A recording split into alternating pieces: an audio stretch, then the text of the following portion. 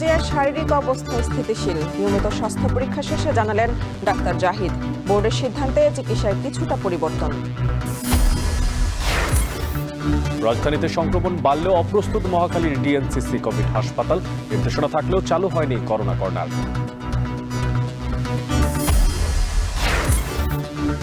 সীমান্তে কিছুতেই ঠেকানো যাচ্ছে না পুশইন। ৩৮ দিনে ঠেলে পাঠানো হয়েছে ২,০০০। বগুড়ায় নিরাময় কেন্দ্রে বিশেষ চাহিদা সম্পন্ন শিশুদের নির্যাতন, থেরাপিস্টদের বিরুদ্ধে হয়রানির অভিযোগ।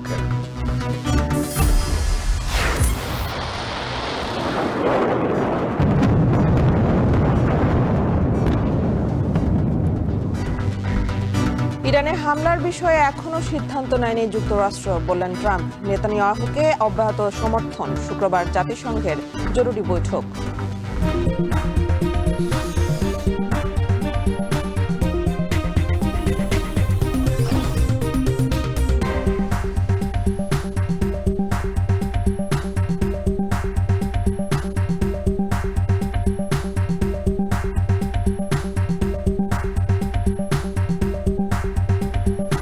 স্বাগত। এখন সকালে পুরো আয়োজন জুড়ে সঙ্গে আছে আমরা দুজন, আমি মেহেরি ন্যানি, আর এদিকটায় আমি আছি মশিউর অনেক। মেডিকেল বোর্ডের সিদ্ধান্তে বিএনপি চেয়ারপারসন বেগম খালেদা জিয়ার চিকিৎসায় কিছুটা পরিবর্তন আনা হয়েছে, তবে কি ধরনের পরিবর্তন তা পরে জানানো হবে। ব্রিফিংয়ে এমনই জানিয়েছে বিএনপি স্থায়ী কমিটির সদস্য ও বেগম খালেদা জিয়ার ব্যক্তিগত চিকিৎসক ডাক্তার AZM জাহিদ হোসেন। আপাতত নিজ বাসভবনেই খালেদা জিয়ার চিকিৎসা চলবে বলেও জানান তিনি। বিস্তারিত সানি মৃদ্ধার প্রতিবেদনে। লন্ডন থেকে দেশে ফেরার পর প্রথমবারের মতো নিয়মিত স্বাস্থ্য পরীক্ষার জন্য বুধবার রাতে রাজধানীর এভার কেয়ার হাসপাতালে যান বিএনপি চেয়ারপারসন বেগম খালেদা জিয়া। কয়েক ঘন্টা পরীক্ষা নিরীক্ষা শেষে যখন গুলশানের বাসায় ফেরেন তখন রাত 1:45। খালেদা জিয়া বাসায় পৌঁছানোর পর তার বর্তমান অবস্থা নিয়ে সাংবাদিকদের ব্রিফ করেন তার ব্যক্তিগত চিকিৎসক ও বিএনপির স্থায়ী কমিটির সদস্য ডাক্তার AZM জাহিদ হোসেন। বলেন, খালেদা জিয়ার বর্তমান অবস্থা স্থিতিশীল।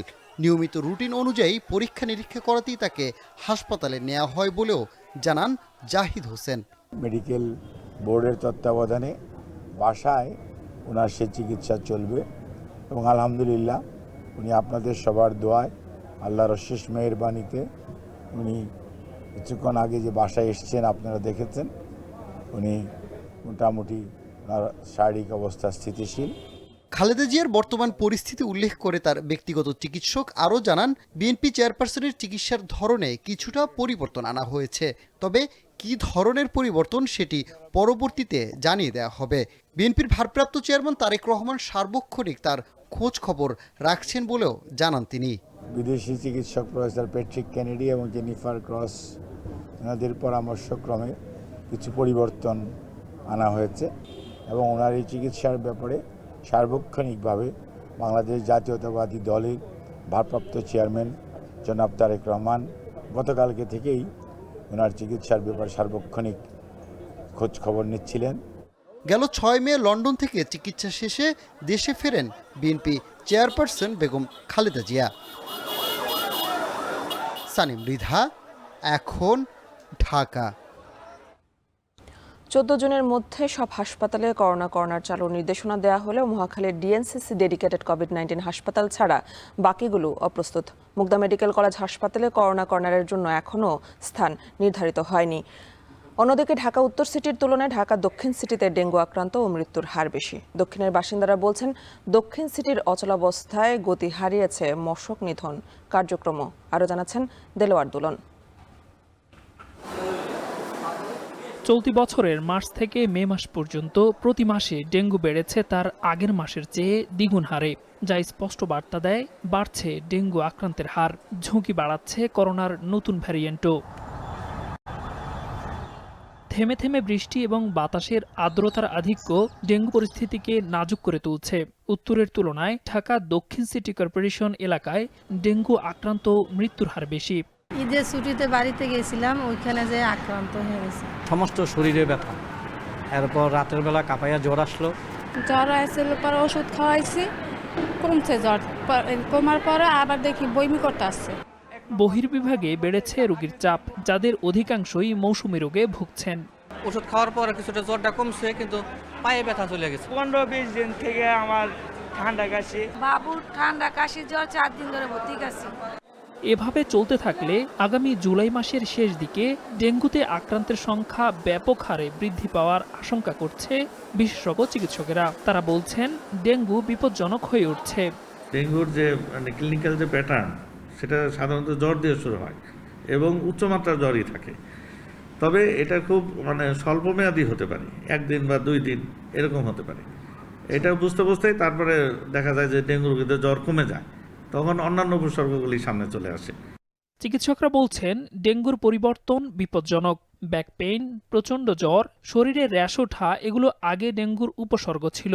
এখন জ্বর কম, কারো কারো আবার জ্বর থাকে না। করোনা পরিস্থিতি মোকাবিলায় 14 জুনের মধ্যেই সব হাসপাতালে চালু হওয়ার কথা করোনা কর্নার। তবে তা এখনও চালু হয়নি সব হাসপাতালে। এই যেমন মুগদা মেডিকেলে করোনা কর্নারের জন্য ঠিক হয়নি নির্ধারিত জায়গা। আপাতত গাইনি বিভাগকে করোনা ইউনিট করা হচ্ছে। করোনা সংক্রমণকে মাথায় রেখে মুগদা জেনারেল হাসপাতালে 50 শয্যার আইসোলেশন ওয়ার্ড প্রস্তুত করা হচ্ছে। অন্যদিকে গুরুতর রোগীদের জন্য প্রস্তুত রয়েছে 20 শয্যার আইসিইউ। প্রাথমিকভাবে রোগ নির্ণয়ের জন্য আমাদের আর্টিফিশিয়াল মেশিন এবং র্যাপিড অ্যান্টিজেন টেস্ট ল্যাব দুইটাই চালু আছে। সারা দেশে ডেঙ্গুর সঙ্গে পাল্লা দিয়ে বাড়ছে প্রাণঘাতী রোগ করোনা। জনমনে আতঙ্ক ছড়াচ্ছে ওমিক্রনের নতুন ভ্যারিয়েন্ট। এমন তথ্য জানিয়ে চিকিৎসকরা বলছেন বর্তমান পরিস্থিতি আশঙ্কাজনক নয়, তবে সতর্ক না হলে বাড়তে পারে প্রাণঘাতী রোগ দুটির সংক্রমণ। দেলোয়ার দোলন, এখন, ঢাকা। নোয়াখালীতে কিট ও মেশিন সংকটে যেন থমকে গেছে করোনা পরীক্ষার কার্যক্রম। আর জ্বর, শ্বাসকষ্ট সহ বিভিন্ন উপসর্গ নিয়ে প্রতিদিন হাসপাতালে রোগীরা এলেও পরীক্ষা না করেই তাদেরকে ফিরে যেতে হচ্ছে বাড়িতে। সংশ্লিষ্টরা বলছেন সংকট কাটিয়ে উঠলেই করোনার পরীক্ষা কার্যক্রম আবারও চালু সম্ভব। নোয়াখালী থেকে ইমরান হোসেনের ছবিতে বাকিরা জানাচ্ছেন নাসিম শুভ। নোয়াখালীর সরকারি মেডিকেল কলেজ হাসপাতাল। প্রতিদিনই করোনা উপসর্গ নিয়ে হাসপাতালে ভিড় করছেন অনেকে। তবে দীর্ঘদিন ধরে রয়েছে কিট সংকট, নষ্ট RT-PCR মেশিনও। এতে বিপাকে পড়েছেন রোগীরা। রোগী ও স্বজনরা জানান, নোয়াখালী সরকারি মেডিকেল কলেজ হাসপাতাল ও নোয়াখালী বিজ্ঞান ও প্রযুক্তি বিশ্ববিদ্যালয়ের মাইক্রোবায়োলজি বিভাগের ল্যাবে রোগীদের নমুনা পরীক্ষা করা হতো। তবে মেশিন নষ্ট থাকায় উপসর্গ নিয়েই ফিরে যেতে হচ্ছে তাদের। এখানে কোনো করোনার টেস্ট করানো যাচ্ছে না, তাদের সরঞ্জাম যা আছে সেটাও নষ্ট। এদের কাছে আসলে এরা সবাই বলে যে করোনা এখনো নোয়াখালীতে পরীক্ষা চালু হয় নাই, এবং যদি পরীক্ষা চালু না হয় তাহলে কিভাবে রোগীটা ট্রিটমেন্ট নেবে। 2022 সালের পর থেকে করোনা উপসর্গ নিয়ে কোনো রোগী না আসায় নোয়াখালী মেডিকেল কলেজ হাসপাতালে বন্ধ হয়ে যায় নমুনা পরীক্ষার কার্যক্রম। দীর্ঘদিন বন্ধ থাকায় প্রয়োজনীয় যন্ত্রপাতি অচল হয়েছে বলে জানান ল্যাব সংশ্লিষ্টরা। ইলেকট্রিক যন্ত্রপাতি, লাইট, ফ্যান সকল কিছু অকেজ অবস্থায় থাকার কারণে এখন এগুলো মেরামতের প্রয়োজন। বর্তমানে এখন এই মেশিনে ক্যালিব্রেশন প্রয়োজন। যদি ক্যালিব্রেশন ঠিক হয়, আমরা এই কোভিডের প্রাদুর্ভাব যেহেতু আবার দেখা দিয়েছে, আমরা আবার টেস্ট করতে পারবো। হাসপাতাল কর্তৃপক্ষ বলছে মেশিন সচল করতে স্বাস্থ্য অধিদপ্তরে জানানো হয়েছে। কিটের জন্য অবশ্য আমাকে সিডিসি থেকে ফোন করছে, কিট দিতে চাচ্ছে তারা। তা আমরা বলেছি হ্যাঁ, আমরা মেশিনের কাজ করতেছি, মেশিন যদি ঠিকঠাক করতে পারি তাহলে আমরা কিট সংগ্রহ করে অবশ্যই নোয়াখালীতে করোনা নির্ণয়ের কাজটা শুরু করতে পারবো। ল্যাবগুলো প্রস্তুত হয়নি, সেই জন্য আপাতত পরীক্ষা নিরীক্ষা করা সম্ভব হচ্ছে না। আমরা কিটের চাহিদা দিয়েছি, বিশেষ করে র্যাপিড অ্যান্টিজেন কিট। তো ওটা পেলে আমরা পরীক্ষা শুরু করব। কোভিড সংক্রমিত রোগীদের চিকিৎসার জন্য সেন্ট্রাল অক্সিজেন সাপ্লাইটাকে এস্টাবলিশ করা যায়, তাহলে হয়তো দেখা যাবে আমরা উপজেলা পর্যায়ে অনেকগুলো রোগীকে উপজেলা হেলথ কমপ্লেক্সেই চিকিৎসা দিতে সমর্থ হব। দ্রুত অচল মেশিনগুলো সচল ও কিট সরবরাহ করা না হলে পরিস্থিতি ভয়াবহ রূপ নিতে পারে বলে শঙ্কা স্থানীয়দের। এখন নোয়াখালী। গেল 38 দিনে বাংলাদেশে প্রায় 2000 পুশিন করেছে ভারত। সীমান্তরক্ষী বাহিনীকে ব্যবহার করে পুশিনকে আন্তর্জাতিক আইন, কূটনৈতিক শিষ্টাচার ও মানবাধিকারের চূড়ান্ত লঙ্ঘন বলছেন আন্তর্জাতিক সম্পর্ক বিশ্লেষকরা। আর নিরাপত্তা বিশ্লেষকদের মত, পুশিন ঠেকাতে বিজিবির সক্ষমতা বৃদ্ধির পাশাপাশি দেখাতে হবে দৃঢ়তাও। প্রয়োজনে পুশব্যাকও করতে হবে। আরও জানাচ্ছেন নাইম আবির। ভিসা বন্ধ দিয়ে শুরু, এরপর দূতাবাসে হামলা, সীমান্ত উত্তেজনা, ট্রান্সশিপমেন্ট সুবিধা বাতিল, আমদানিতে নিয়ন্ত্রণ। 5 আগস্ট পরবর্তী সময়ে বাংলাদেশের সঙ্গে এভাবেই টানাপোড়েন চলছে ভারতের, যার সবশেষ সংযোজন পুশিন। আগের বৈঠকগুলোতে দুদেশেরই যে বক্তব্য, ভালো সম্পর্ক চাওয়া, ন্যায্যতার সম্পর্ক তৈরি করা, তা থেকে যাচ্ছে কথাতেই। বিজিবি বিএসএফ দফায় দফায় পতাকা বৈঠক, পররাষ্ট্র মন্ত্রণালয় থেকে একাধিক কূটনৈতিক বার্তা পাঠিয়েও কোনো কাজ হয়নি। উল্টো বেড়েছে পুশিন। প্রায় প্রতিদিনই কোনো না কোনো সীমান্ত দিয়ে নারী পুরুষ শিশুকে বাংলাদেশে ঠেলে পাঠাচ্ছে ভারত। পররাষ্ট্র উপদেষ্টাকে তাই বলতে হয়েছে, ঠেকানো যাচ্ছে না পুশিন। পুশিনের ব্যাপারে যেটা হচ্ছে সেটা তো আমরা দেখতে পাচ্ছি যে হচ্ছে, পুশিন হচ্ছে, এবং সেটাকে তো ফিজিক্যালি ঠেকানোর মতো তো সম্ভব না আসলে। 1951 সালে শরণার্থী কনভেনশনের 33-এর 1 ধারা অনুযায়ী কোনো ব্যক্তিকে এমন দেশে পাঠানো যাবে না যেখানে তার প্রাণ বা স্বাধীনতা হুমকির মুখে পড়বে। ইউরোপীয় মানবাধিকার কনভেনশনের প্রোটোকল 4 অনুযায়ী শরণার্থীদের সমষ্টিগত বহিষ্কার নিষিদ্ধ। অথচ পুশিন প্রক্রিয়ায় ব্যক্তিদের কোনো আইন প্রক্রিয়া ছাড়াই ঠেলে দেয়া হচ্ছে। আন্তর্জাতিক সম্পর্ক বিশ্লেষকরা একে আন্তর্জাতিক আইন, কূটনৈতিক শিষ্টাচার ও মানবাধিকারের চূড়ান্ত লঙ্ঘন বলছেন। ভারত যে প্রক্রিয়ায় যে তথাকথিত পুশব্যাক বা পুশিন করছে বাংলাদেশে তথাকথিত অবৈধ বাংলাদেশিদেরকে, এটি আন্তর্জাতিক আইনের সুস্পষ্ট লঙ্ঘন এবং এটি কূটনৈতিক শিষ্টাচারেরও লঙ্ঘন এবং সবচেয়ে বড় কথা মানবাধিকারেরও লঙ্ঘন। কোনো রাষ্ট্রই আপনার এভাবে মানুষকে বর্ডারের রাতের অন্ধকারে একদল মানুষকে তারা জোর করে অপর দেশে প্রবেশ করিয়ে দিতে পারে না। সীমান্তরক্ষী বাহিনীকে ব্যবহার করে পুশিনের মাধ্যমে বাংলাদেশকে চাপে রাখা ভারতের নতুন কৌশল বলছেন এই আন্তর্জাতিক সম্পর্ক বিশ্লেষক। তার মত, এই সংকট সমাধানে আন্তর্জাতিক মহলকে যুক্ত করতে হবে। আমরা এটিকে আন্তর্জাতিক ফোরামে তুলতে পারি। এটি ভারতের উপর এক ধরনের চাপ তৈরি করবে। ভারত যেভাবে আমাদের উপর চাপ তৈরি করতে চাইছে, আমরা অন্তত কূটনৈতিকভাবে সেটি করতে পারি, যে ভারতের উপর চাপ তৈরি করার জন্য এটার আন্তর্জাতিকীকরণ। পুশিন রোধে ইতিমধ্যে বিজিবি সীমান্তে গোয়েন্দা নজরদারি ও টহল তৎপরতা বৃদ্ধি করেছে। তবে নিরাপত্তা বিশ্লেষকরা বলছেন, পুশিন ঠেকাতে বিজিবির সক্ষমতা বৃদ্ধির পাশাপাশি দেখাতে হবে দৃঢ়তাও। প্রয়োজনে পুশ ব্যাকও করতে হবে।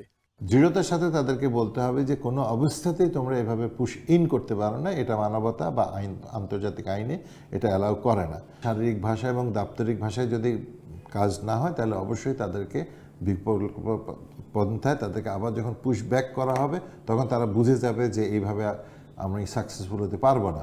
কোনো দেশের নাগরিক অবৈধভাবে অন্য দেশে থাকলে তাকে ফেরত পাঠানোর সুনির্দিষ্ট পন্থা আছে, কিন্তু পুশিন বাড়তে থাকায় ঢাকা দিল্লির চলতি সম্পর্কে বাড়াচ্ছে অস্বস্তি। আন্তর্জাতিক আইন বা মানবাধিকারের প্রতি যদি কারো শ্রদ্ধাবোধ থাকে তাহলে তাদেরকে এভাবে পুশিন করার কথা না। এই ধরনের কাজকর্মগুলো যখন চলে তখন স্বাভাবিকভাবে দুই দেশের মধ্যে একটা আস্থার সংকট হয়। আমাদের মধ্যে এখন আমি মনে করি যে আস্থার সংকটটা তৈরি হয়েছে। গেল 7 মে থেকে 15 জুন পর্যন্ত 38 দিনে প্রায় 2000 পুশিনের ঘটনা ঘটেছে। নাইম আবির, এখন, ঢাকা। নদীর পানি প্রবাহ নিরবিচ্ছিন্ন রেখে উন্নয়ন প্রকল্প হাতে নেওয়ার আহ্বান জানিয়েছেন প্রধান উপদেষ্টা ডক্টর মোহাম্মদ ইউনূস।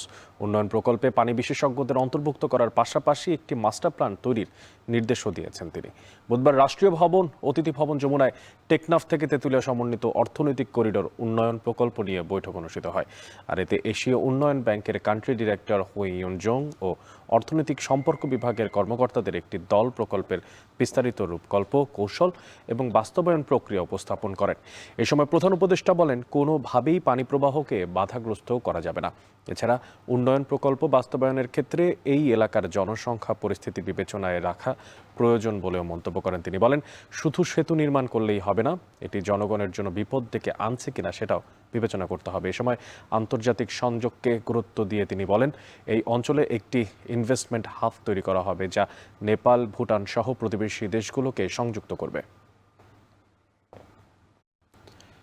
বগুড়ায় বিশেষ চাহিদা সম্পন্ন শিশুদের নিরাময় কেন্দ্রে শিশুদের নির্যাতনের অভিযোগ উঠেছে। শিশু বিকাশ কেন্দ্র নামে বেসরকারি এই প্রতিষ্ঠানের বিরুদ্ধে শুধু শিশু নির্যাতনেরই অভিযোগ নয়, থেরাপিস্টদের হয়রানিরও অভিযোগ রয়েছে। তবে এই সব অভিযোগের বিষয়ে ক্যামেরায় কথা বলতে রাজি হননি প্রতিষ্ঠানের কেউই। আর অভিযোগের বিষয়টি তদন্ত সাপেক্ষে ব্যবস্থা নেওয়ার কথা আশ্বাস দিয়েছেন সমাজসেবা কর্মকর্তা। রাজীব সেলিমের প্রতিবেদন, যেখানে ছবি তুলেছেন সাইফুল ইসলাম সাগর। বিশেষ চাহিদা সম্পন্ন শিশুদের চিকিৎসায় বগুড়া শহরের ঠনঠনিয়া এলাকায় গড়ে ওঠে শিশু বিকাশ কেন্দ্র। কর্মকর্তারা প্রতিষ্ঠানটিকে অলাভজনক দাবি করলেও প্রতি শিশুর জন্য মাসে নেওয়া হয় 20 থেকে 30 হাজার টাকা। মোটা অঙ্কের টাকা দিয়েও মিলছে না কাঙ্ক্ষিত সেবা।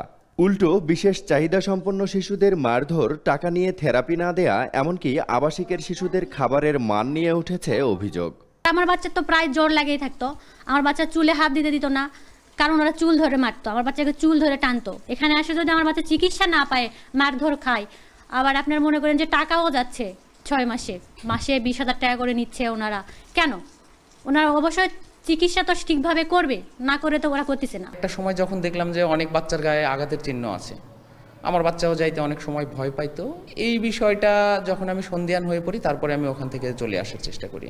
শিশু নির্যাতনের অভিযোগ তুলে সম্প্রতি চাকরি ছেড়েছেন প্রতিষ্ঠানটির কয়েকজন থেরাপিস্ট।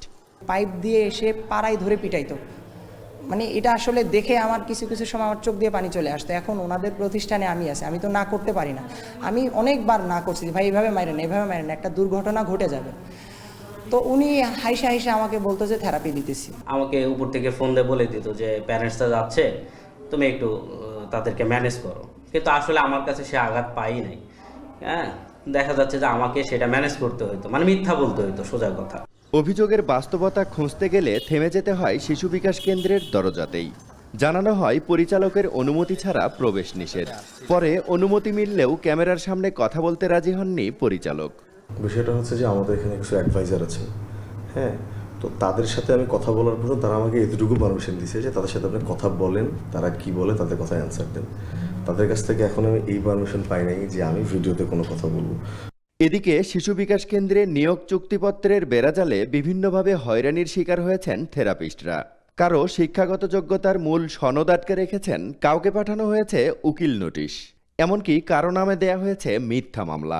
আমি লিগ্যাল এইডে গেছিলাম, গিয়ে একটা সাধারণ অভিযোগ করছি যে আমার সার্টিফিকেটগুলো যেন ওখান থেকে উঠাই দেওয়া হয়, চাকরি করব না। তখন লিগ্যাল এইড ওনাদের একটা নোটিশ পাঠায় যে আমাকে যেন পেপারসগুলো ফেরত দেওয়া হয়। সেই নোটিশ দেখে তারা গিয়ে আমার নামে মামলা করে প্রতারণা করছে, তাদের সঙ্গে এরকম ডিড ভঙ্গ করছে। প্রতিষ্ঠানটির সাইনবোর্ডে থাকা বগুড়া শিশু বিকাশ কেন্দ্র ও neuro development and disability management centre নাম দুটি বগুড়া সমাজসেবা কার্যালয়ের অজানা। আবার দুটি সাইনবোর্ডেই লেখা একই রেজিস্ট্রেশন নম্বর, তবে নম্বরটি সমাজসেবা কার্যালয় থেকে প্রেরণা নামে নিবন্ধিত। এখানেও জালিয়াতির আশ্রয় নিয়েছে প্রতিষ্ঠানটি। আমরা অবশ্যই দ্রুত এই বিষয়টা তদন্ত করব। তদন্ত করে যদি দেখি যে আমাদের স্বেচ্ছাসেবী সংগঠনের বাইরে যদি এটা কিছু করে, তাহলে আমরা আমাদের স্বেচ্ছাসেবী আইন 1961 অনুযায়ী তার বিরুদ্ধে ব্যবস্থা গ্রহণ করব। 2016 সাল থেকে নানা চটকদার বিজ্ঞাপনের মাধ্যমে বিশেষ চাহিদা সম্পন্ন শিশুর অভিভাবকদের আকৃষ্ট করে প্রতিষ্ঠানটি। ভর্তির জন্য শিশু প্রতি নেওয়া হয় 25 থেকে 30,000 টাকা। রাজীব সেলিম, এখন বগুড়া। শিক্ষকদের উপস্থিতি নিশ্চিত করতে ঝালকাঠির প্রাথমিক বিদ্যালয়ে 5 বছর আগে স্থাপন করা হয় ডিজিটাল হাজিরা মেশিন, কিন্তু স্থাপনের পর থেকে কার্যত অচল হয়ে পড়ে এই যন্ত্র। শিক্ষক ও অভিভাবকদের অভিযোগ, দুর্নীতি, তদারকির অভাব আর নিম্নমানের যন্ত্রাংশই এই ব্যর্থতার মূল কারণ। আরও জানাচ্ছেন আলামিন তালুকদার। 2019 সালে স্লিপ প্রকল্পের আওতায় ঝালকাঠি জেলার 584টি প্রাথমিক বিদ্যালয়ে স্থাপন করা হয় ডিজিটাল বায়োমেট্রিক হাজিরা মেশিন। শুরুতে 1-2 মাস চললেও এখন 5 বছর ধরে বন্ধ এই ডিভাইসের ব্যবহার। জেলার সব প্রাথমিক বিদ্যালয়গুলোর এখন এমন চিত্র। প্রতিটি স্কুল থেকে মেশিন স্থাপনের জন্য নেওয়া হয় 29,000 টাকা করে, অথচ বাস্তবে প্রতিটি মেশিনের দাম ছিল মাত্র 10,000 টাকার মতো। শিক্ষকদের অভিযোগ, প্রকল্প বাস্তবায়নের সময় কোনো যাচাই বাছাই ছাড়াই নিম্নমানের যন্ত্র সরবরাহ করা হয়, বাধ্য করা হয় অতিরিক্ত অর্থ দিতে, কিন্তু দেয়া হয়নি কোনো রসিদ বা ভাউচার। যদি ডিজিটাল হাজিরা মেশিনটা সচল না থাকে, তাহলে আমরা এক্ষেত্রে অনেকেই ফাঁকি দেওয়ার একটা মানসিকতা কাজ করে, যে একটু দেরি করে গেলাম। এটা থাকলে হচ্ছে গিয়ে আমাদের জন্য ভালো হতো, আমাদের যথাসময় আসাটা মানে এবং আসা যাওয়া, যে আমাদের কাজের সময়টা এটা মানে নিশ্চিত করা যেত আর কি। এই প্রকল্পের কিছু লোক মানহীন মেশিন চাপিয়ে দিয়েছে বিদ্যালয়গুলোতে, যার কারণে আমাদের এই মেশিনগুলো থেকে আমরা কাঙ্ক্ষিত সাফল্য অর্জন করতে পারিনি। অদ্যাবধি এই মেশিনগুলো অচল অবস্থায় আছে। প্রকল্পটি সঠিকভাবে বাস্তবায়িত হলে শিক্ষকদের হাজিরা মনিটরিং সহ উপস্থিতি নিশ্চিত করা যেত বলে জানান জেলা শিক্ষা বিভাগের এই কর্মকর্তা। যদিও এটি একটি খুব ভালো একটি প্রকল্প ছিল, কারণ এর মাধ্যমে আমরা মনিটরিং করে শিক্ষকদের হাজিরা নিশ্চিত করতে পারতাম। যদি এটি আরও সুন্দরভাবে এই প্রকল্পটি বর্তমান অবস্থায় বাস্তবায়িত হয়, তাহলে আমরা এটির একটি সুফল ভোগ করতে পারব। বায়োমেট্রিক এই ডিভাইস স্থাপনে ব্যয় হয় ১,৭২,২৮,০০০ টাকা। আল আমিন তালুকদার, এখন ঝালকাঠি। পঞ্চগড়ের মৃত প্রায় টাঙ্গন নদীর ওপর দাঁড়িয়ে আছে ৬ কোটি টাকার এই সেতু। একটু ভালো করে খেয়াল করে দেখতে পাবেন যে সেতুর ঠিক দুই পাশে কোনো নেই সংযোগ সড়ক, আর তাই এত দীর্ঘ এবং এত বাজেটের একটা সেতু যেটা পড়ে আছে এবং কাজে আসে না কোনো স্থানীয় মানুষেরই। আবার সামনেই আসছে বর্ষা, আর তাই এই বর্ষাতেও এই সেতুটি ব্যবহার উপযোগী সম্ভব হবে কিনা সে নিয়েও সংশয় দেখা দিয়েছে স্থানীয়দের মধ্যে। বিস্তারিত খোঁজখবর রেখেছেন লুৎফর রহমান। পঞ্চগড়ের ধরধরা এলাকার টাঙ্গন নদীর উপর দৃশ্যমান এক সেতু। একদিকে ভুট্টা মরিচের মতো সবজির ক্ষেত, আর অন্যদিকে বাজার। তবে এই সেতুতে উঠতে হলে চড়তে হয় মই দিয়ে। সংযোগ সড়কের অভাবে ৬ কোটি টাকা ব্যয়ে নির্মিত এই সেতুটি অকেজো হয়েই পড়ে আছে। ২০২১ সালের আগস্টে কাজ শুরু হয় ধরধরা সেতুটির। মাঝে একবার মেয়াদ বাড়ানোর পর এবছর শেষ হয় সেতুর নির্মাণ কাজ। ৯৬ মিটার দৈর্ঘ্যের সেতুটি বোদা ও আটোয়ারী উপজেলার মাঝে সংযোগ স্থাপনের কথা থাকলেও তা সম্ভব হচ্ছে না দুই পাশে সংযোগ সড়কের অভাবে। এবছরের জুনে বর্ধিত মেয়াদেও সেতুটি ব্যবহার উপযোগী হয় কিনা তা নিয়েও স্থানীয়দের মাঝে তৈরি হয়েছে সংশয়। এই ব্রিজটার জন্য আমরা স্কুলে যাইতে পারবো তাড়াতাড়ি। এই পাশে হচ্ছে বদা, এই পাশে হাসপাতাল আছে, এই পাশে যোগাযোগ ব্যবস্থাটা ভালো হবে। আশেপাশে যেই কৃষি উৎপাদনশীল যেই পণ্য আছে এগুলোরও দাম পাওয়া যায় না। যোগাযোগ ব্যবস্থা দুর্বল হওয়ার কারণে এই দামগুলো পাওয়া যায় না। এই রাস্তাটা যদি দ্রুতভাবে হয় তাহলে আমাদের যাতায়াত ভালো হবে। ব্রিজের কাজ তো মোটামুটি দ্রুতই চলতেছে, কিন্তু রাস্তার কারণে মানুষজন যাইতে পারতেছে না। পঞ্চগড় স্থানীয় সরকার প্রকৌশল অধিদপ্তর জানায়, জমি অধিগ্রহণ প্রক্রিয়ার জটিলতায় সংযোগ সড়ক নির্মাণের বিষয়ে অগ্রগতি নেই। বর্তমানে মূল ব্রিজের কাজ সমাপ্ত হয়েছে। সংযোগ সড়ক ভূমি অধিগ্রহণ জটিলতার কারণে সংযোগ সড়কটি এখনও নির্মাণ হয়নি। ভূমি অধিগ্রহণ প্রক্রিয়া চলমান আছে। অল্প দিনে আমরা ভূমি অধিগ্রহণ প্রক্রিয়া সমাপ্ত করতে পারব। ভূমি অধিগ্রহণ প্রক্রিয়া সমাপ্ত হলে সংযোগ সড়কের কাজ করা হবে, সেই সাথে জনগণের চলাচলের জন্য ব্রিজটি উন্মুক্ত করে দেওয়া হবে। কৃষিভিত্তিক এলাকার মানুষের চলাচল ও পণ্য পরিবহনের সুবিধার্থে ধরধরা সেতুটির দুই পাশে দ্রুত সংযোগ সড়ক নির্মাণ করে যাতায়াতের জন্য উন্মুক্ত করে দেওয়ার দাবি স্থানীয়দের। লুৎফর রহমান, এখন পঞ্চগড়। মাছে ভাতে বাঙালি, আর বাঙালির পাতে যুক্ত হয় যখন নতুন মাছ, তখন খুশির আর অন্ত থাকে না। এই যেমন ধরুন আরও একটি পালক যুক্ত হলো মৎস্য গবেষণা ইনস্টিটিউটের সৈয়দপুর উপকেন্দ্রের সাফল্যের মুকুটে। বাঙালির পাতে ফিরবে গোটালি নামের বিলুপ্ত প্রায় এই মাছ। কৃত্রিম প্রজননে এসেছে সফলতা আর মিলেছে অনুমোদন। এখন খামার পর্যায়ে শুরু হবে এই মাছের উৎপাদনও। প্রায় ২ বছর গবেষণার পর গত বছর প্রজননে সফলতা আসে এই মাছ উৎপাদনে। বিভিন্ন প্রক্রিয়া শেষ করে এই বছর চাষের জন্য মিলেছে অনুমোদনও। আর এই উপকেন্দ্রটিকে পূর্ণাঙ্গ কেন্দ্র হিসেবে চালু করা গেলে খরাপ্রবণ যে সমস্ত জায়গাগুলো, বিশেষ করে উত্তরবঙ্গে মাছের ঘাটতি অধিকাংশে পূরণ করা সম্ভব হবে বলে মনে করছেন কর্মকর্তারা। মহসিন আলীর ক্যামেরায় বাকিটা জানাচ্ছেন Amirul Bappi. International union for conservation for nature বা IUCN এর 2015 সালের তালিকা অনুযায়ী বাংলাদেশের অন্যতম বিপন্ন মাছ গোটালি। মৎস্য অধিদপ্তরের তথ্য অনুযায়ী উত্তরের তিস্তা ও আত্রাই নদী ছাড়াও নেত্রকোনা ও সিলেটের বেশ কিছু অঞ্চলে পাওয়া যায় এই মাছ। দিন দিন সুস্বাদু এই মাছের পরিমাণ কমেই চলেছে।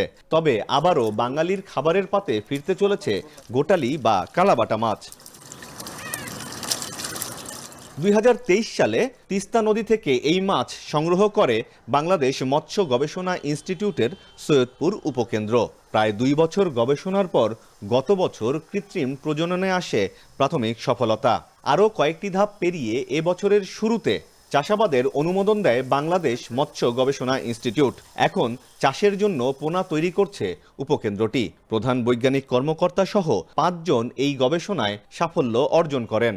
করে হচ্ছে গিয়ে প্রাকৃতিক খাবারের পাশাপাশি তাদের হচ্ছে গিয়ে আর্টিফিশিয়াল ফিড, হ্যাঁ, যেহেতু মাছের সাইজ অনুযায়ী 0.5 মিলিমিটার সাইজের আর্টিফিশিয়াল ফিডটা হচ্ছে গিয়ে দেওয়া হয়। এভাবে দেখি যে না, এই মাছটাকে পুকুরের পানিতেও হচ্ছে গিয়ে পুকুরের পরিবেশেও অভ্যস্তকরণ হচ্ছে গিয়ে করা হচ্ছে, অভিযোজন করে যেটা আর কি, সেটা হচ্ছে গিয়ে সম্ভব। কৃত্রিম প্রজনন এই পদ্ধতিতে আপনার ওভম এক ধরনের হরমোন আছে যেটা সিনথেটিক হরমোন। এই হরমোনটি আমরা মাছটি বক্ষপাখনার নিচে পুশ করে থাকি। পরবর্তীতে 8 থেকে 10 ঘন্টা পরে আমরা এটাকে শাওয়ারে রেখে দেই এবং এরা ন্যাচারালি ডিম ছেড়ে দেয়। ডিম ছাড়ার পরে যে আমাদের পণ্যটা হয়, ডিমতে ফার্টিলাইজেশন হয়, এই সময়টাতে আমরা যে 12 থেকে 14 ঘন্টা সময় লাগে ফার্টিলাইজেশন হইতে, এই সময়টাতে যে এমব্রায়োনিক ডেভেলপমেন্টগুলো হয়।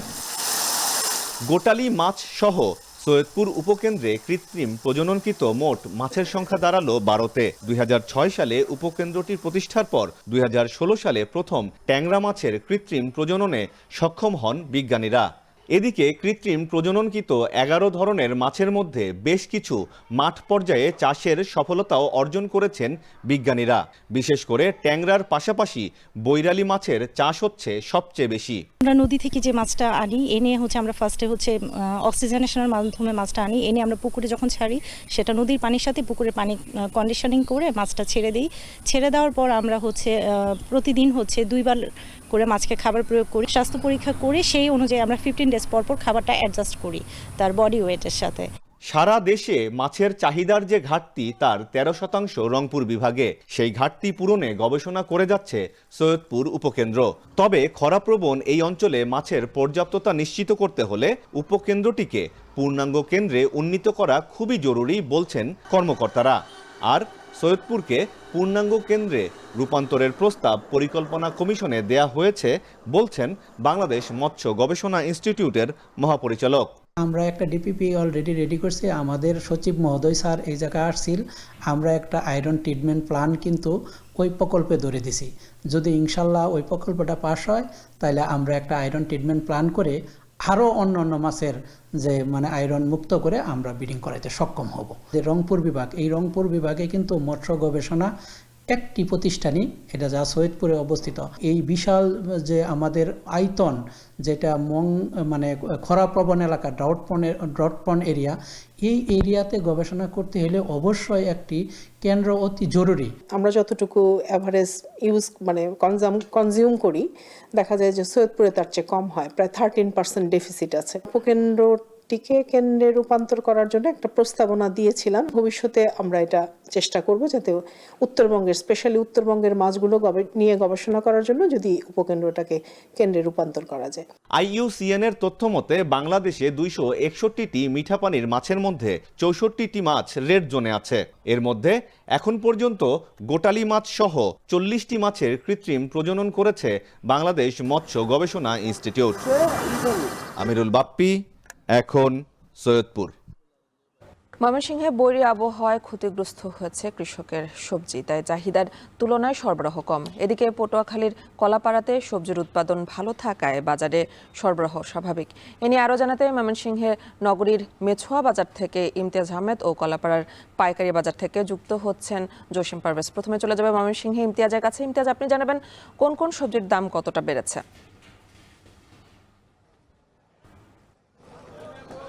কয়েকদিনের যে বৈরী আবহাওয়া আমরা দেখতে পাচ্ছি, বিশেষ করে ঈদের আগে থেকে এবং ঈদ পরবর্তী সময় থেকে কখনো খরতাপ যাচ্ছে, কখনো বৃষ্টি যাচ্ছে, এবং এই জন্য কিন্তু কৃষকের যে সবজিগুলো রয়েছে বিভিন্ন ময়মনসিংহের, বিশেষ করে যে চরাঞ্চলগুলো রয়েছে বিভিন্ন উপজেলার সবজির জন্য যেগুলো আসলে খ্যাতি রয়েছে, সেই উপজেলাগুলোতে সবজি কিন্তু ক্ষতিগ্রস্ত হয়েছে। যার কারণে আজকে মেছুয়া বাজার ঈদ পরবর্তী সময়ে যখন বাজারটা বেশ জমে উঠেছে, আমরা দেখতে পাচ্ছি বিভিন্ন সবজি কিন্তু দাম বেড়েছে গত সপ্তাহের ব্যবধানে 5 থেকে 10 টাকা করে।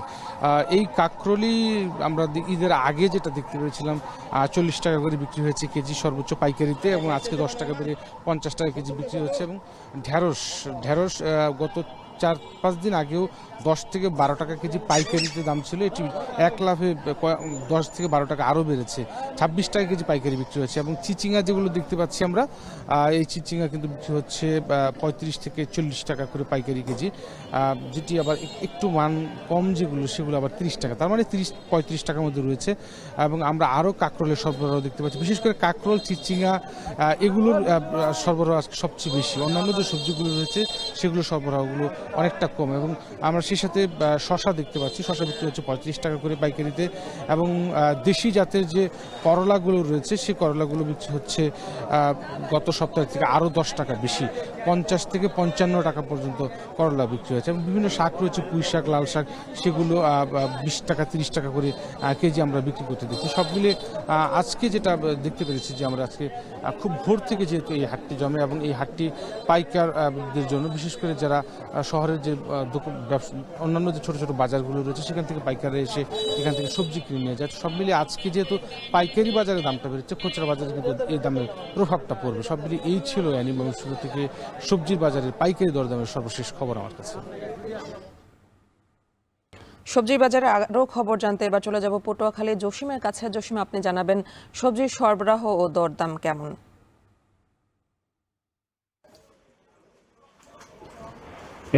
সরবরাহ যথাযথ রয়েছে, কিন্তু দামটাও অপরিবর্তিত অবস্থায় রয়েছে বলে আমি এখানকার ব্যবসায়ীদের সঙ্গে যোগাযোগ করে নিশ্চিত হতে পেরেছি।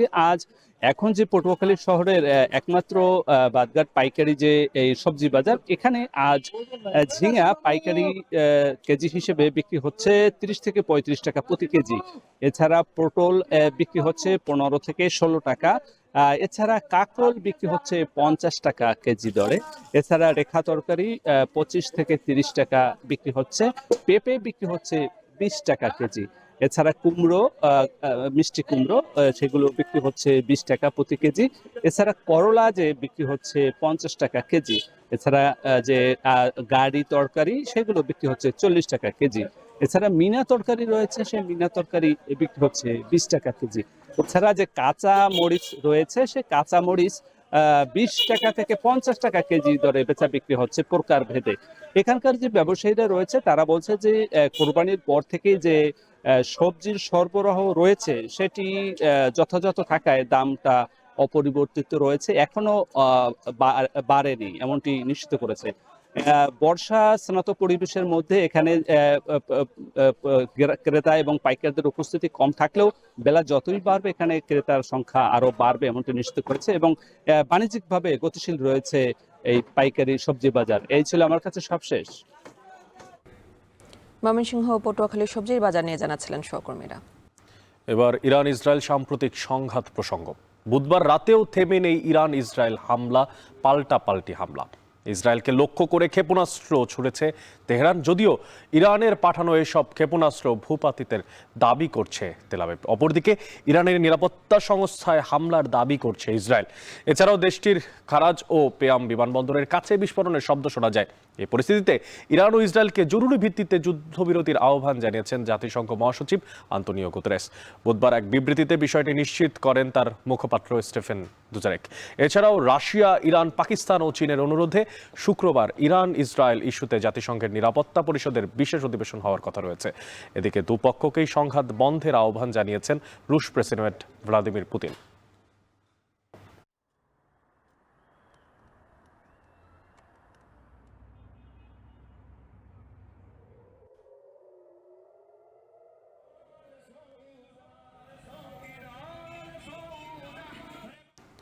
ইরানে হামলার বিষয়ে যুক্তরাষ্ট্র এখনও কোনো সিদ্ধান্ত নেয়নি বলে জানিয়েছে মার্কিন প্রেসিডেন্ট ডোনাল্ড ট্রাম্প। তবে নেতানিয়াহুকে ইরানে হামলা চালিয়ে যেতে বলেছেন তিনি। আর এই অবস্থায় ইরানের সর্বোচ্চ নেতা সাফ জানিয়েছেন কোনো অবস্থাতেই আত্মসমর্পণ করবে না তেহরান। উল্টো ওয়াশিংটনকে সতর্ক করে খামেনি বলেছেন, যুক্তরাষ্ট্র ইরানের ভূখণ্ডে হামলা চালালে পরিণতি হবে ভয়াবহ।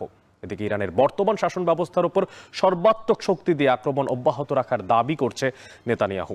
বিস্তারিত তৌহিদুর রহমানের প্রতিবেদনে। ইসরায়েল ইরানের মধ্যে চলমান সংঘাতের মধ্যে তীব্র হচ্ছে তেহরান ওয়াশিংটন বৈরিতা। এই অবস্থায় ইরানের বিরুদ্ধে যুক্তরাষ্ট্র যুদ্ধে জড়িয়ে পড়ার শঙ্কা প্রকট হচ্ছে। মার্কিন পার্লামেন্ট কংগ্রেসের উচ্চকক্ষ সিনেটে এ বিষয়ে শুনানি হয়েছে বুধবার। এ সময় এক সিনেটরের প্রশ্নের জবাবে মার্কিন প্রতিরক্ষামন্ত্রী বলেন, যুদ্ধ ও শান্তির বিষয়ে প্রেসিডেন্ট ডোনাল্ড ট্রাম্পের যে কোনো সিদ্ধান্ত বাস্তবায়নের জন্য প্রস্তুত Pentagon. President Trump's word means something. The world understands that. And at the Defense Department, our job is to stand ready and prepared with options. এই অবস্থায় তেহরানের পারমাণবিক স্থাপনায় যুক্তরাষ্ট্র হামলা করবে কিনা সাংবাদিকদের এমন প্রশ্নের জবাবে কিছুটা অস্পষ্ট রেখে ট্রাম্প বলেন, ইরানে হামলার বিষয়ে এখনও চূড়ান্ত সিদ্ধান্ত নেয়নি যুক্তরাষ্ট্র। এছাড়া ইসরায়েলি হামলার পর ইরান পুরোপুরি প্রতিরক্ষাহীন হয়ে পড়েছে বলেও মন্তব্য করেন Trump. Remember 60 days and then came the 61 is going to become a very famous number. That was one hell of a hit. That first hit, that was one hell of a hit. Not sustainable, to be honest. That's where it ended. It ended on the first night. Yes. এদিকে Ayatollah Ali খামেনিকে প্রাণের ভয় দেখিয়ে ইরানকে আত্মসমর্পণে বাধ্য করতে চাইছেন Trump. তবে ট্রাম্পের এমন হুঁশিয়ারি আমলে নেয়নি ইরান, বরং পাল্টা ক্ষেপণাস্ত্র হামলায় ইসরায়েলকে কড়া জবাব দিচ্ছে তেহরান। ট্রাম্পের হুমকি উড়িয়ে দিয়ে বুধবার এক ভিডিও বার্তায় যুক্তরাষ্ট্রকে চূড়ান্ত হুঁশিয়ারি দিয়েছেন ইরানের সর্বোচ্চ নেতা। বলেছেন, চলমান সংঘাতে ইসরায়েলের হয়ে মার্কিন সেনারা ইরানে হামলা চালালে ওয়াশিংটনকে চরম মূল্য দিতে হবে। আরও বলেছেন, যুদ্ধ চাপিয়ে দেয়া হলেও ইরান দৃঢ়তার সঙ্গে ইসরায়েলকে মোকাবিলা করছে। এখন শান্তি প্রস্তাবে রাজি হওয়ার জন্য জোর দেয়া হলেও তেহরান নমনীয় হবে না।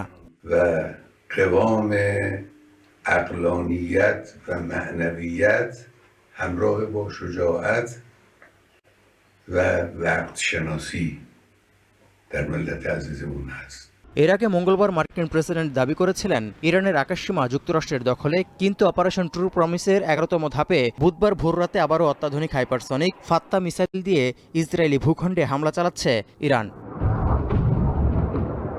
বিপরীতে ইরানেও বিমান হামলা অব্যাহত রেখেছে ইসরায়েল। হামলার পর আইডিএফ দাবি করে বুধবার ইরানের পরমাণু প্রকল্পের অন্তত ৪০টি অবকাঠামোতে হামলা চালিয়েছে তারা। নেতানিয়াহু দাবি করে বলেন, ইরানের বর্তমান শাসন ব্যবস্থার উপর সর্বশক্তি দিয়ে আঘাত হানছে ইসরায়েল।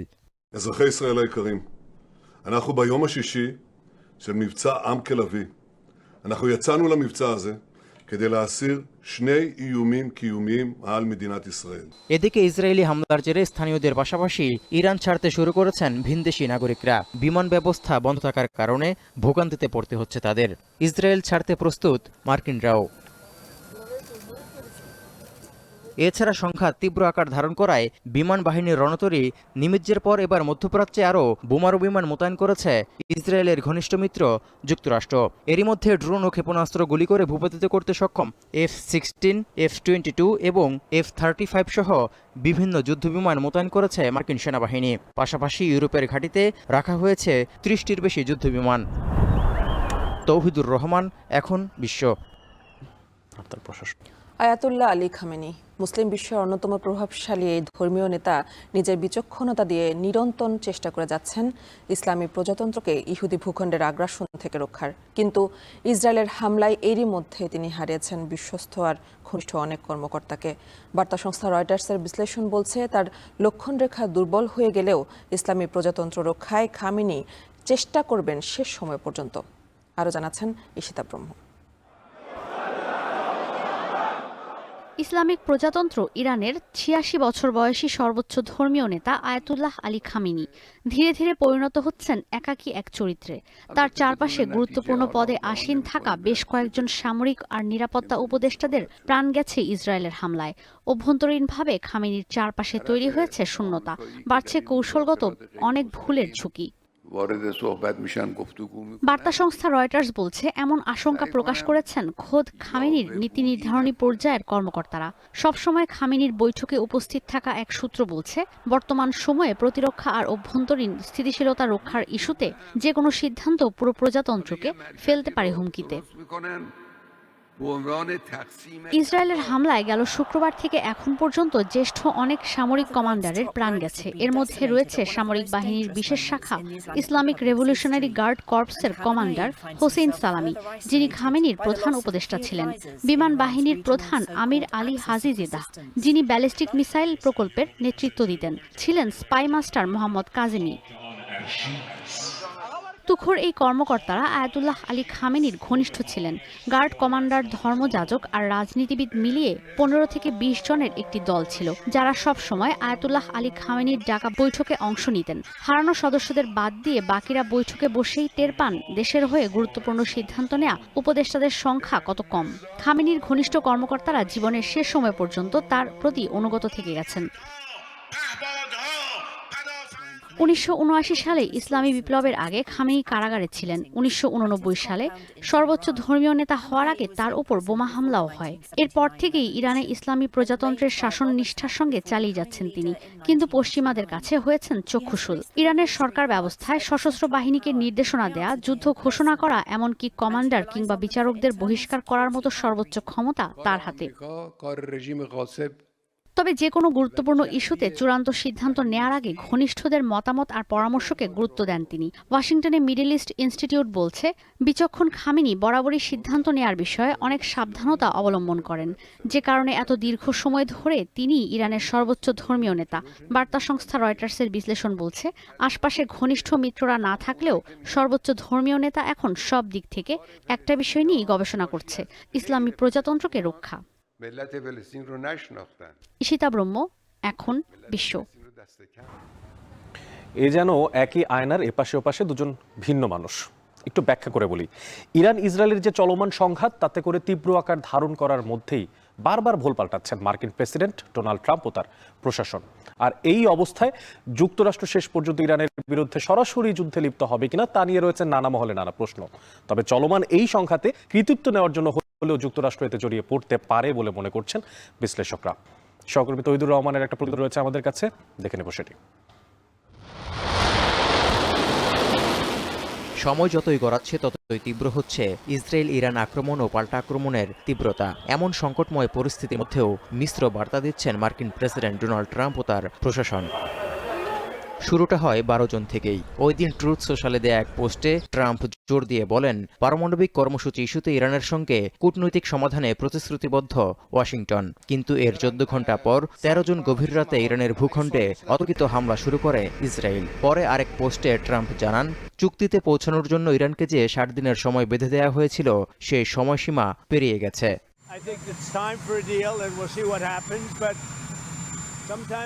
রোববার গণমাধ্যমকে ট্রাম্প জানান, ইসরায়েল ও ইরানের মধ্যে একটি চুক্তি করা উচিত, যেখানে সহায়তা করবে ওয়াশিংটন। কিন্তু সোমবার কানাডায় আয়োজিত G7 শীর্ষ সম্মেলন থেকে তড়িঘড়ি করে বেরিয়ে গিয়ে ভয়ঙ্কর এক সতর্কবার্তা দেন ট্রাম্প। বলেন, অবিলম্বে সব বাসিন্দাদের তেহরান ছাড়া উচিত। এরপর আরেক পোস্টে তিনি জানান, G7 সম্মেলন ছেড়ে তার ওয়াশিংটনে ফিরে আসার উদ্দেশ্য যুদ্ধবিরতি নয়, বরং এর চেয়েও অনেক বড় কিছু। এমন পরিস্থিতিতে প্রশ্ন উঠেছে, যুক্তরাষ্ট্র কি আদৌ কূটনৈতিক সমাধানে অঙ্গীকারবদ্ধ, নাকি ইরানের বিরুদ্ধে সরাসরি যুদ্ধের প্রস্তুতি নিচ্ছে? এছাড়া ইরানে হামলার জন্য ইসরায়েলকে পরোক্ষ অনুমোদন দিয়েছিল কিনা সে প্রশ্নও তুলছেন অনেকেই। যদিও ট্রাম্প দাবি করে আসছেন, ইরানের উপর ইসরায়েলের হামলার সঙ্গে যুক্তরাষ্ট্রের কোনো সম্পৃক্ততা নেই। এই অবস্থায় দ্বিধান্বিত হয়ে পড়ছেন খোদ বিশ্লেষকরাও। যুক্তরাষ্ট্র ভিত্তিক আর্মস কন্ট্রোল অ্যাসোসিয়েশনের পরমাণু নীতি বিষয়ক পরিচালক কেলসি ডেভেনপোর্ট মনে করেন, সম্ভবত ইসরায়েল ভয় পাচ্ছিল যে ট্রাম্পের কূটনৈতিক উদ্যোগ সফল হলে তা তাদের লক্ষ্য ও স্বার্থের জন্য হুমকি হয়ে দাঁড়াবে। কিন্তু দ্বিমত পোষণ করেছেন স্কটল্যান্ডের সেন্ট অ্যান্ড্রুজ বিশ্ববিদ্যালয়ের ইরানি ইতিহাসবিদ আলী আনসারি। তার মতে, ইসরায়েল ইরানে হামলা চালাবে তা আগেই জানত যুক্তরাষ্ট্র। এর জন্য ওয়াশিংটনের ইশারাও যথেষ্টই স্পষ্ট। 60% বিশুদ্ধ ইউরেনিয়াম সমৃদ্ধ ইরানের নাতানজে পারমাণবিক স্থাপনায় শুক্রবার হামলা চালানোর পর এখন ফোর্দো পারমাণবিক স্থাপনায় হামলার প্রস্তুতি চলছে বলে শঙ্কা করা হচ্ছে। এই হামলায় যুক্তরাষ্ট্র সরাসরি জড়িয়ে পড়বে কিনা তা নিয়েও উদ্বেগ বাড়ছে। এক্ষেত্রে বিশ্লেষকরা বলছেন, ফোর্দো পারমাণবিক স্থাপনা ধ্বংস করতে 30,000 পাউন্ড ওজনের ম্যাসিভ অর্ডিন্যান্স পেনিট্রেটর বোমা প্রয়োজন, যা এখনও ইসরায়েলকে দেয়নি যুক্তরাষ্ট্র। তবে মঙ্গলবার ইসরায়েলে আরও যুদ্ধবিমান পাঠানোর ঘোষণা দিয়েছে ওয়াশিংটন। এই অবস্থায় ইরানি ইতিহাসবিদ আলী আনসারি মনে করছেন, হয়তো চলমান যুদ্ধের কৃতিত্বের জন্য যুক্তরাষ্ট্রকেও একটা পর্যায়ে গিয়ে এতে সম্পৃক্ত করবেন ট্রাম্প। যুক্তরাষ্ট্রের অবস্থান নিয়ে এমন মিশ্র প্রতিক্রিয়ায় একটি ওয়ার পাওয়ার রেজুলেশন পেশ করেছেন মার্কিন সিনেটর টিম কেইন, যেখানে বলা হয়, যুক্তরাষ্ট্র যদি ইরানের বিরুদ্ধে যুদ্ধ শুরু করে তাহলে কংগ্রেসের অনুমোদন ছাড়া তা সম্ভব নয়। এমন পরিস্থিতিতে ইরানের শাসন ব্যবস্থার পরিবর্তন হলেও মধ্যপ্রাচ্য সংকটের রাতারাতি সমাধান দেখছেন না বিশ্লেষকরা। তৌহিদুর রহমান, এখন বিশ্ব। শেষ করবে এখন সকাল। তবে তার আগে শিরোনামগুলো জানিয়ে দিচ্ছি আরো একবার। খালেদা জিয়ার শারীরিক অবস্থায় স্থিতিশীল, নিয়মিত স্বাস্থ্য পরীক্ষা শেষে জানালেন ডাক্তার জাহিদ। বোর্ডের সিদ্ধান্তে চিকিৎসায় কিছুটা পরিবর্তন। রাজধানীতে ডেঙ্গু ভয়াবহ রূপ নিতে পারে জুলাইয়ের শেষে। সংক্রমণ বাড়ায়, নির্দেশনা থাকলেও অধিকাংশ হাসপাতালে চালু হয়নি করোনা কর্নার। সীমান্তে কিছুতেই ঠেকানো যাচ্ছে না পুশি। ৩৮ দিনে ঠেলে পাঠানো হয়েছে প্রায় ২,০০০। বিজেপির সক্ষমতা ও দৃঢ়তা বাড়ানোর তাগিদ। বগুড়ায় নিরাময় কেন্দ্রে বিশেষ চাহিদা সম্পন্ন শিশুদের নির্যাতন, থেরাপিস্টদের বিরুদ্ধে হয়রানির অভিযোগ, ব্যবস্থা নেওয়ার দায়সারা আশ্বাস কর্তৃপক্ষের।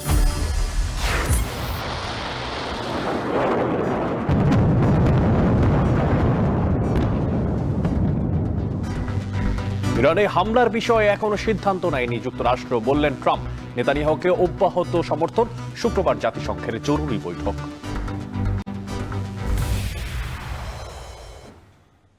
শেষ করছে এখন সকাল। এখন টেলিভিশন ওয়েবসাইটে দেখতে ভিজিট করুন www.ekhon.tv।